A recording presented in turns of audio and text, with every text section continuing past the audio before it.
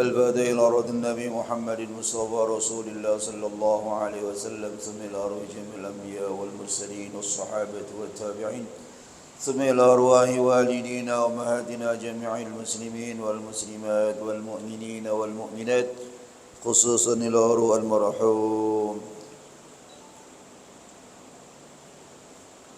يا الله الشافعي محمد شافعي هذا بك أحمد بن شريف المؤلف هذا الكتاب الشيخ شيخ الإسلام أبي زكريا الأنصاري السيد عبد الله بن علي الحداد وإلى أرض النبي محمد المصطفى رسول الله صلى الله عليه وسلم كرام الفاتحة أعوذ بالله من الشيطان الرجيم بسم الله الرحمن الرحيم الحمد لله رب العالمين الرحمن الرحيم مالك يوم الدين إياك نعبد وإياك نستعين اهدنا الصراط المستقيم صراط الذين أنعمت عليهم غير المغضوب عليهم ولا الضالين رب اغفر لنا ولوالدينا آمين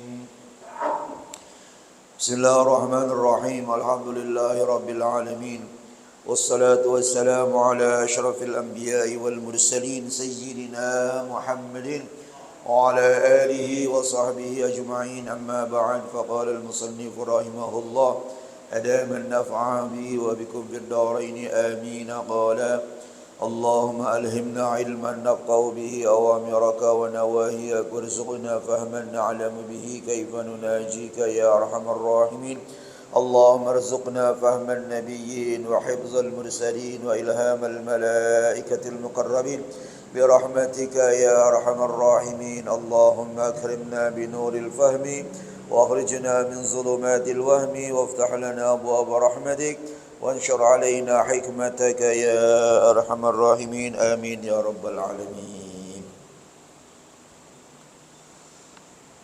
Para jamaah, kita masih mengkaji masalah perbuatan-perbuatan yang dimakruhkan ketika kita melaksanakan ibadah haji atau ibadah umroh. Ya. Sekarang ini menjelang terakhir dari bahasan itu, wa ghairuha. Jadi minggu yang kemarin sudah kita baca beberapa perbuatan dan perkataan yang dimakruhkan ketika kita sedang melaksanakan ibadah haji. Saya gak ulangi lagi itu. Dan sekarang selain itu wa ghairuha, dan yang selain apa yang sudah disebutkan kemarin tentang perbuatan dan perkataan yang dimakruhkan ketika melaksanakan ibadah haji atau umroh, min ziyadati, ini yang lainnya ini merupakan tambahan aku, kata Syekh Abi Zakaria Al-Ansari. Ai artinya wa ghairul madhkurat, yang tidak disebutkan sebagaimana kemarin. Mana contohnya? Ka ay ya'khudhal hasa minal hilli, seperti mengambil batu kerikil untuk melontar, tapi dia ambilnya bukan di Muzdalifah, dia ambil dari tanah halal. Tanah halal itu seperti Tanim atau tanah halal Ja'rona. Jadi dia ngambilnya bukan dari Muzdalifah. Dia ambil tuh batu kerikil dari tanah halal. Boleh ngelontar pakai batu itu, tapi dia makruh mengambil batu di situ. Juga wa ayyusafira ilan nusuki, seorang berangkat bepergian melaksanakan ibadah haji, tapi niatnya ta'wilan 'ala su'al, dalam keadaan mengharapkan untuk mendapatkan permintaan. Ya, jadi dia berangkat pergi haji, di sana jadi tukang minta-minta, diminta sono, minta sini, gitu. Ya, loh, kalau dia minta-minta kuat pergi haji, ya karena kan kalau daerah-daerah selain kita kan lewat darat.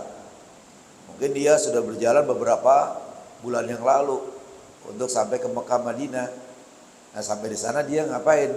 Bukan hanya untuk ibadah haji, tapi apa? Untuk mendapatkan permintaan, ya, gitu.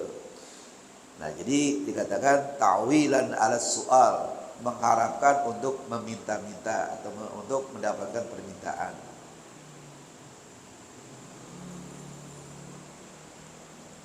Di Madinah waktu saya lagi datang, udah salat sunat, duduk, kemudian ada anak muda. Anak muda pakai celana panjang, kemudian dia duduk dekat jamaah orang Arab juga. Dia ngobrol aja gitu. Ya, ternyata dia minta duit. Ya akhirnya dikasih tuh sama orang yang sebelah yang diajak ngomong, dikasih. Dan saya, wah ini berarti tukang minta-minta nih. Ya, ngobrol sana sini, akhirnya diminta, kasih duit. Nah setelah itu dia bangun, dia cari tempat lain lagi, mungkin dia minta lagi. Nah jadi berarti ada teman-teman, ya gitu. Juga termasuk perbuatan yang makruh, wa ayyahikka hakka yahikku wa ayyahikka sya'rahu bi asfarihi, dan dia menggaruk rambutnya dengan kukunya. Menggaruknya itu makruh, kalau sampai rontok rambut, nah kena denda. Tapi kalau garuk aja nggak rontok rambut itu nggak kena denda. Nah garuknya aja itu makruh. Nah makanya saya katakan di awal, supaya kepala kita nggak gatel ketika kita sedang melaksanakan ihram haji, maka sebelum kita niat ihram haji, kita mandi pakai sampo dah. Ya kuku dipotongin, ya kepala pakai sampo, rambut itu mandi, menghindari supaya nggak gatel. Nah kalau gatal kan susah kita, maunya pengen garuk aja. Kalau hanya garuk aja itu berarti makruh. Kalau sampai rontok rambut itu berarti kena denda. Juga termasuk perbuatan makruh, wa ayyam syuta ra'sahu wa lihyatahu, dia sisirin rambutnya dan jenggotnya. Kenapa dilarang? Li'alla yantatifa sya'rah, li'alla yantatifa sya'ru, agar supaya jangan sampai itu rambut tercabut. Makanya dimakruhkan tuh menyisir rambut, menyisir jenggot. Karena kalau disisir rambutnya khawatir ya nanti apa? Apalagi kalau rambut perempuan kan panjang tuh, biasanya kusut. Pas kusut dia sisirin kan nyangkut-nyangkut. Nah nyangkut-nyangkut ditarik juga ya kebedol. Ya. Tapi kalau rambut laki-laki kena apa? Kena tipis. Nah kalau dia nyisir rambutnya, rambut kepala dan jenggot itu makruh. Nah kalau sampai copot itu rambut kena denda. Jadi di sini dimakruhkan menyisir rambut kepala dan rambut jenggot. Maksudnya apa? Li alla yantatifa sya'ru, agar supaya itu rambut tidak tercabut. Wa ayyaktahila bima la tiba fihi, dan juga dimakruhkan memakai sifat mata yang tidak harum pada sifat mata itu. Jadi kalau sifat mata yang gak harum dipakai itu makruh. Kalau sifat matanya harum ya gak boleh, karena orangnya lagi ihram gak boleh pakai wangi-wangian.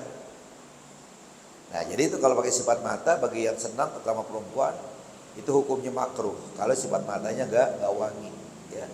Dikatakan di situ bima la tiba fihi, ya sifat mata yang tidak harum.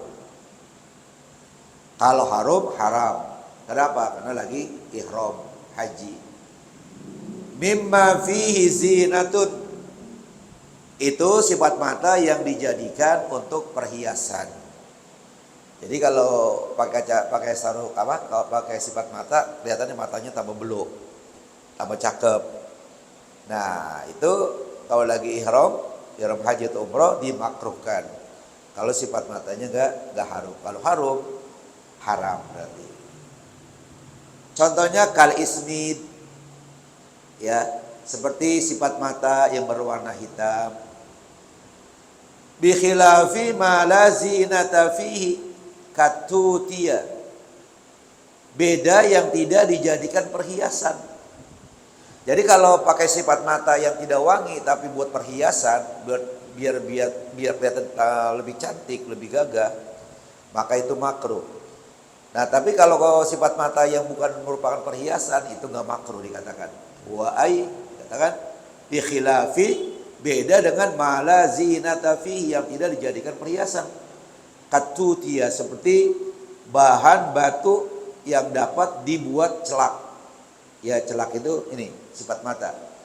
Nah, jadi ada batu hitam digerus, dia biasanya memang bukan buat perhiasan, udah dipakai tuh. Nah, itu enggak makruh. Juga termasuk perbuatan yang makruh wa ayyakulat ta'ifu aw yashrabu. Orang yang lagi tawaf, sambil tawaf dia makan, ya mungkin makan kacang, korma, aw yashrabu atau dia minum air zam-zam sambil tawaf. Memang selama ini kita tawaf nggak pernah lihat orang minum, ya kan? Paling terminumnya setelah tawaf. Air zam-zam sudah banyak. Ini sambil tawaf minum, sambil tawaf makan, itu makruh. Ya, berarti tawafnya nggak batal, hanya makruh, nggak bagus. Nah, itulah beberapa perbuatan yang makruh yang merupakan tambahan ya dari Syekhul Islam Abu Zakaria Al-Ansari. Jadi berarti di kitab asalnya, matanya ya yang dikarang oleh Al-Iraqi itu tidak ada nih ambil seputar tadi. Selesai bicara kita masalah perbuatan-perbuatan yang makruh ketika kita lagi ihram haji dan umrah. Babu nadril hadi wa ghairihi. Ini bab tentang nazar kurban hewan, ya.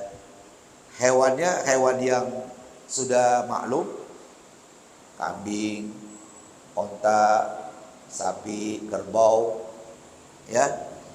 Ini bab nazar tentang korban binatang tertentu sebagaimana digunakan untuk udhiyah, untuk korban, wa ghairihi, dan nazar selain binatang yang tertentu itu. Ya, katakanlah dia bernazar mau pengen potong ayam 10 ekor, nanti akan dia berikan fakir miskin. Itu berarti wa ghairihi, selain kambing, kerbau, sapi, dan onta. Nah, itu nazar. Jadi nazar adalah suatu perbuatan yang mubah atau yang sunat. Maka ketika dia nazarkan, perbuatan tadi berubah hukumnya menjadi wajib dilakukan. Tapi kalau bernazar perbuatan yang haram, tidak boleh dia laksanakan, nggak boleh dia lakukan, ya. Nah, yang dikatakan di sini an-nazru bil mu'jamati. Nazar itu dengan zal yang bertitik. Jadi zalnya ada titiknya. Kalau nggak ada titiknya an-nadru. Nadru itu artinya jarang, nadir. Tapi kalau an-nadru itu berjanji kepada Allah. Jadi katanya an-nazru bil mu'jamati, nazar itu dengan titik zalnya. Lughatan, pengertian nazar secara bahasa, al-wa'du bi khairin aw syarrin. Janji untuk melakukan kebaikan atau janji untuk melakukan keburukan. Baik kayak buruk kayak, dia berjanji, itu namanya nazar. Hanya kalau nazar yang baik itu dilaksanakan, tapi kalau nazar yang buruk tidak boleh dilaksanakan. Ini hanya pengertian nazar secara bahasa. Wa syar'an, sedangkan pengertian nazar secara syara, iltizamu qurbatin ghairi wajibatin ainan, yaitu suatu iltizam, suatu komitmen, suatu keharusan yang hukumnya adalah qurbatun, yang merupakan perbuatan yang dapat mendekatkan diri kepada Allah. Jadi dengan kata lain, yaitu suatu perbuatan yang disunatkan ghairi wajibatin ainan, bukan perbuatan yang hukumnya fardu ain. Kalau ada orang nazar, saya bernazar ya akan melaksanakan ibadah haji. Ya itu bukan nazar, karena ibadah haji itu fardu ain. Kalau mau dinazarkan yang sunat, saya bernazar kalau punya duit saya mau umroh, store sama Ustaz Afif. Itu sunat, boleh. Tapi kalau nazar yang wajib, saya bernazar kalau sembuh saya mau sholat 5 waktu, zuhur, asar, maghrib, ya gak bisa. Karena itu memang sudah satu kewajiban fardu ain. Jadi yang dikatakan nazar adalah iltizamu qurbatin, suatu komitmen, suatu keharusan yang sifatnya mendekatkan diri kepada Allah, maksudnya perbuatan yang baik, tetapi ghairi wajibatin ainan, bukan fardu ain. Wal aslu fihi, dasar atau dalil tentang nazar adalah qauluhu ta'ala, firman Allah Subhanahu wa taala, wal yufu nuzurahum. Ya. Jadi kata Allah Subhanahu wa taala, hendaklah mereka menyempurnakan nazar-nazar mereka. Ini surat Al-Hajj 29. Tsumma liyaqdu tafathahum wal yufu nuzurahum wal yatawafu bil baitil atiq. Kata Allah begitu. Tsumma liyaqdu tafathahum, hendaklah mereka itu menghilangkan kotoran yang ada pada badan mereka. Wal yufu nuzurahum, dalam mereka itu menyempurnakan nazar mereka. Wal yatawafu bil baitil atiq, dan dalam mereka tawaf di Ka'bah. Jadi di sini ada perintah wal yufu, hendaklah mereka menyempurnakan, melaksanakan nuzurahum, nazar mereka, karena sudah dinazarkan jadi wajib dilaksanakan. Wa qauluhu ta'ala, juga firman Allah Subhanahu wa taala, yufuna bin nadri, mereka yang menyempurnakan nazar. Yufuna bin nadri wa yakhafuna yawman kana syarruhu mustatira wa yut'imuna at-ta'ama ala hubbihi miskinan wa yatiman wa asira. Dan selanjutnya ini gak salah nih jam, bener ya? Cepet banget sih, baru mulai udah segitu ya. Jadi katanya yufuna bin nadri, mereka itu menyempurnakan nazar. Wa khabarul Bukhari, juga berdasarkan atau dalil tentang nazar dari hadis yang diriwayatkan oleh Imam Bukhari. Apa kata Rasulullah? Man nazara ayyuti Allah ta'ala falyuti'hu wa man nazara ay ya'si Allah fala ya'sihi. Ya.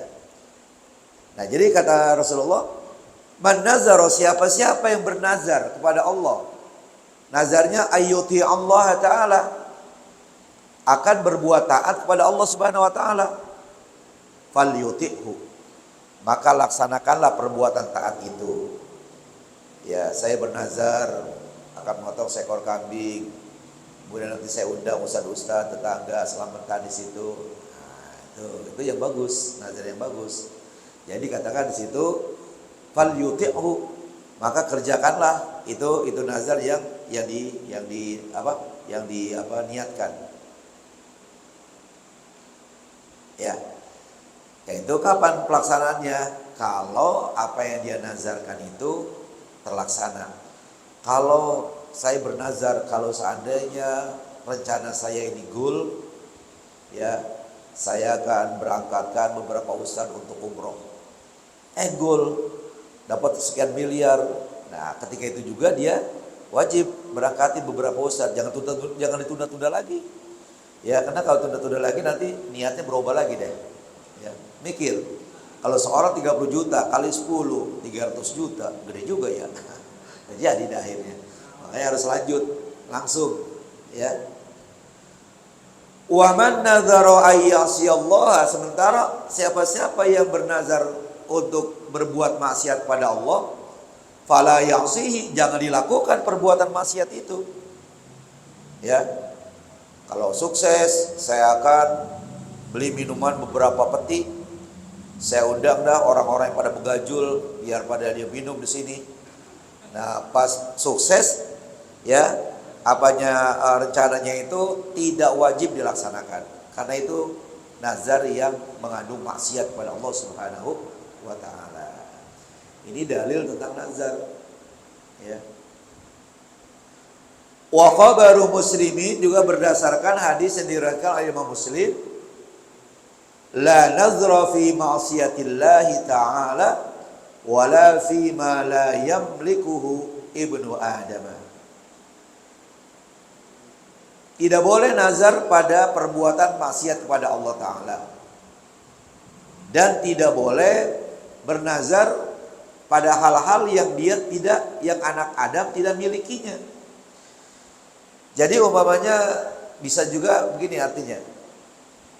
Ya, kalau saya sembuh dari penyakit saya akan sedekahkan emas seberat Jabal Uhud. Apa mungkin? Kan gak mungkin. Bima la yamlikuhu ibnu Adam. Atau apa-apa yang memang kita belum punya, jangan. Kecuali kayak tadi tuh yang udah di mata kita.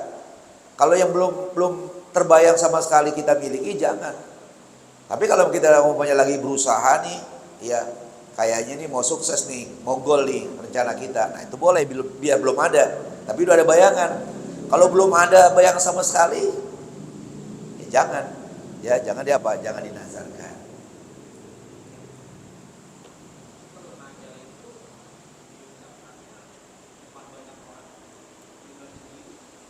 Jadi kalau nazar itu nggak perlu di hadapan orang dan dia harus dilafazkan, bukan diniatkan, dilafazkan. Ya Allah, kalau sukses urusan saya, ya Allah, kalau saya sembuh dari penyakit saya, ya, gitu, ya. Kalau seandainya si Anu datang ke rumah saya bernazar akan menyembelih kambing. Berarti ini gedemen tuh datang ke orang. Ya. Atau kalau saya datang ke rumah si Anu, saya akan menyembelih seekor kambing bagi fakir miskin. Berarti dia memang gak senang ke rumah si Anu. Jadi di situ yang namanya nazar itu harus diucapkan dan tidak perlu di hadapan orang banyak. Dan memang gak perlu saksi, hanya kita kepada Allah Subhanahu wa ta'ala. Ya paling dia cerita ada anaknya, Bapak nazar nih kalau urusan Bapak goal sukses, Bapak mau berangkatin beberapa orang ustaz. Mana? Ya ke Mekah sono untuk. Nah, dia ngomong dah. Maksudnya apa? Siapa tahu belum sampai terlaksana dia meninggal dunia. Kan nanti anaknya yang lanjutin. Nah, gitu. Ya. Insyaallah nanti kita lanjutkan. Yang berikutnya bahwa wan nazru nau'ani. Nazar itu ada dua macam. Apa saja itu? Insyaallah minggu depan. Sehat walafiat. Suara serak banget ini ya. Baik, sekarang Isya lewat berapa menit? 16 menit. Berarti masih 16 menit lagi kita baca kitab yang kedua.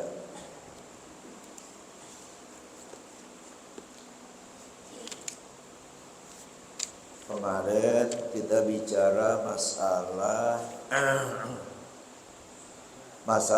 sabar ya. Sekarang kita lanjut kepada masalah syukur.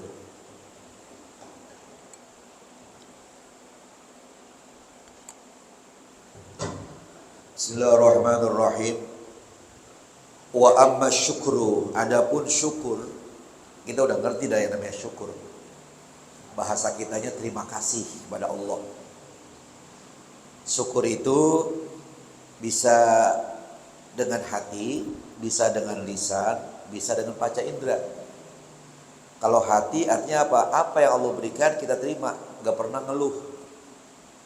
Lisan mengucapkan alhamdulillah wa bi ni'matihi tatimmus shalihat. Panca indera salat, ya. Kita ngaji begini, itu namanya kita syukur ya kepada Allah karena kita diberikan kesehatan, diberikan pendengaran, diberikan penglihatan, diberikan pikiran sehingga bisa ngaji. Nah, jadi itu syukur. Fahuwa minal maqamati syarifati. Syukur itu merupakan martabat-martabat yang mulia. Wal manazilir rafi'ati. Syukur itu merupakan kedudukan-kedudukan yang tinggi. Mulia dan tinggi dia. Itu syukur.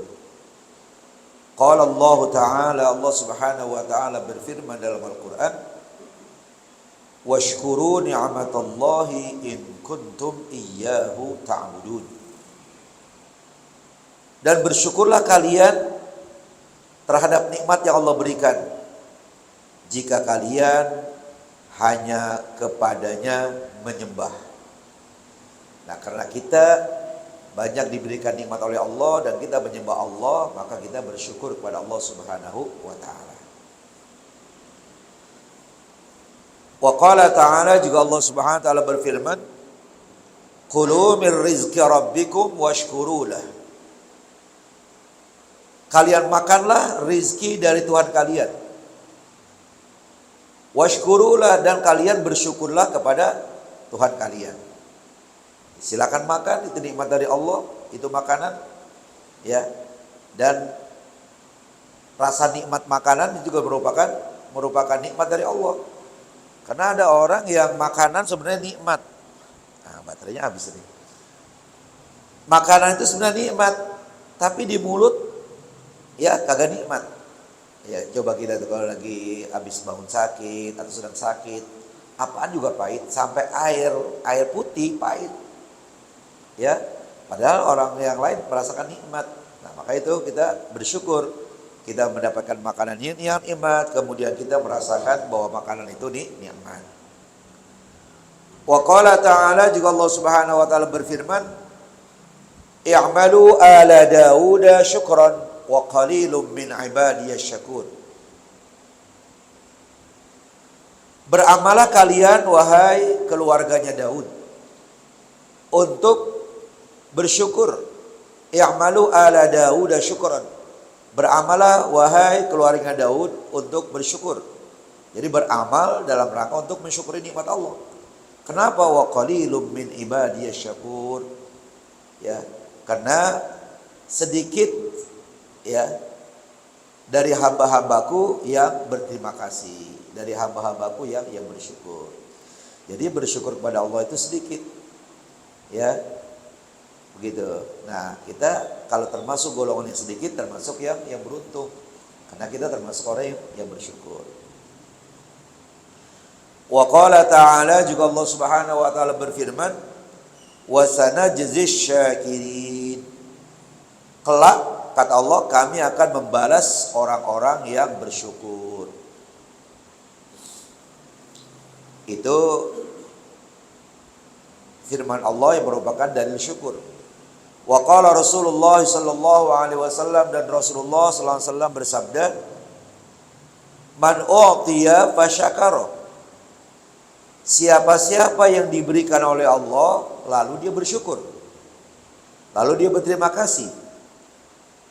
Wa betuliya fasabara. Siapa-siapa yang diberikan ujian oleh Allah lalu dia sabar. Wa zulima faghafara. Ya. Dan siapa-siapa yang dicurangin, yang dizolimi, kemudian dia memaafkan. Wa zalama fastaghfara. Siapa-siapa yang berbuat zolim, kemudian dia mohon ampun. Nah, habis ngomong begitu Rasulullah summa sakata alaihi salatu wassalam. Habis ngomong begitu Rasulullah diam, kagak ngelanjutin omongannya. Siapa yang diberikan kemudian bersyukur, siapa yang diuji kemudian sabar, siapa yang dicurangin kemudian maafkan, siapa yang berbuat curang kemudian mohon ampun, diam. Faqalu, kena Rasulullah diam, para sahabat bertanya, malahu ya Rasulullah, mengapa mereka ya Rasulullah tuh? Ya, ngapa mereka kalau diberikan bersyukur, kalau diuji dia sabar, kalau dizolimi dia maafkan, kalau berbuat zolim dia mohon ampun, ngapa mereka? Oh, qala, kata Rasulullah, ulaika lahumul amnu wa hum muhtadun. Mereka itulah yang tadi saya sebutkan di atas, kata Rasulullah begitu. Lahumul amnu, yang akan mendapatkan keamanan di akhirat nanti, wa hum muhtadun, dan mereka itulah orang-orang yang mendapat petunjuk, atau mereka itulah orang-orang yang diberikan petunjuk. Nah, jadi kalau seperti apa yang dikatakan Rasulullah tadi kita lakukan, kita termasuk orang yang akan mendapatkan keamanan. ketika orang-orang lagi pada ketakutan, dan kita termasuk orang yang diberikan hidayat oleh Allah Subhanahu wa taala. Wa qala alaihi salatu wassalam, juga bersabda Rasulullah sallallahu alaihi wasallam, liyattakhidh ahadukum lisanan dzakiran. Hendaklah salah seorang di antara kalian menjadikan lisannya, menjadikan lidahnya itu selalu berzikir. Ya.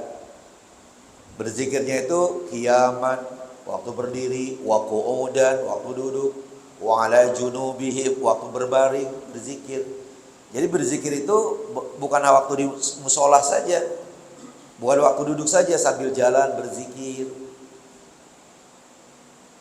Saya 2 kali ngikut ustadz, di mana ustadz itu di sepanjang jalan zikir aja. Yang pertama kiai yang dulu dekat masjid, kiai apa namanya saya lupa tuh, Ridwan Taufik. Waktu itu saya ikut beliau bawa mobil, beliau di depan, yang nyetir anaknya, saya di belakang.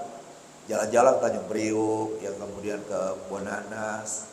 Itu berzikir terus, baca Quran. Satu. Yang kedua, saya sama Ustadz Qori kita yang dulu tinggal di sini, Ustadz lupa lagi tuh. Apa? Nafis Qurtubi. Waktu itu saya mau mengundang kiai yang di yang kiai yang di Cakung itu, di Kampung Baru, yang almarhum, yang ahli falak, Kiai Abdul Hamid. Mau mengundang beliau untuk ceramah di sini. Naik motor, beliau bawa. Karena dia memang seorang qori, sambil bawa motor sambil baca Quran aja. Ya kalau di belakang kedengeran dia ngomong dibaca Quran. Ya berarti itu mereka tuh yang menjalankan ini nih. Jadi mereka itu berzikir. Hendaklah dikatakan di situ, ya tadi dikatakan, hendaklah salah seorang di antara kalian yang menjadikan lisannya selalu berzikir kepada Allah, wa qalban syakiran, dan selalu ya hatinya itu bersyukur kepada Allah Subhanahu wa taala. Jadi kalau hati bersyukur, apa yang Allah berikan kepada kita, kita terima, enggak pernah kita membanding-bandingkan kepada pemberian Allah kepada orang lain. Alhamdulillah saya diberikan segini.